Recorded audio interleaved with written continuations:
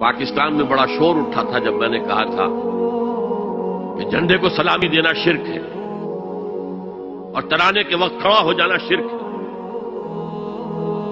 اور میں کبھی بھی تقریبات میں جاتا ہوں، اقبال ڈے ہو رہا ہے، کچھ اور ہو رہا ہے، میں ان تقریبات کا مقرر نہیں ہوں، لیکن جب بہت زور دیتے چلا جاتا ہوں. لیکن وہاں ترانہ پڑا جاتا میں بیٹھا رہتا ہوں، میں کھڑا نہیں ہوتا. اور اس پر چیبے گوئیاں ہوتی ہیں اخبارات کے اندر کہ میرے نزدیک یہ وطن کی نماز پڑھ رہے ہو تمہارا یہ قنوت اور وطن کا ترانہ، اس میں حمد ہو رہی ہے وطن کی. یہ کیا ہے؟ آج کے دور کا بدترین شرک، شرک فی المحبت. اس وطن پرستی کے مذہب کی ایک نماز بھی ہے. ترانہ ہو رہا ہے تو کھڑے ہو جاؤ، قنوت، کھڑے ہو جانا عبادت کا حصہ ہے. اس کا جھنڈا سلامی دو. یہ وطن کے معبود کے ریچولز ہیں، مذہب وطنیت. اسی لیے اقبال نے کہا تھا، اس کو سمجھا نہیں کسی نے بھی.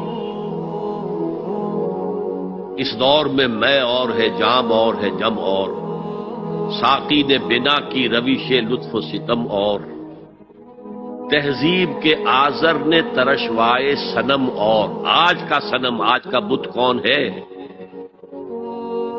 تہذیب کے آزر نے ترشوائے صنم اور، مسلم نے بھی تعمیر کیا اپنا حرم اور. ان تازہ خداؤں میں بڑا سب سے وطن ہے، جو پیرہن اس کا ہے وہ مذہب کا کفن. خدا پرستی، یہ وطن کی لکیر سے تم اور ہو گئے، میں اور ہو گیا. لکیر، انسانیت منقسم.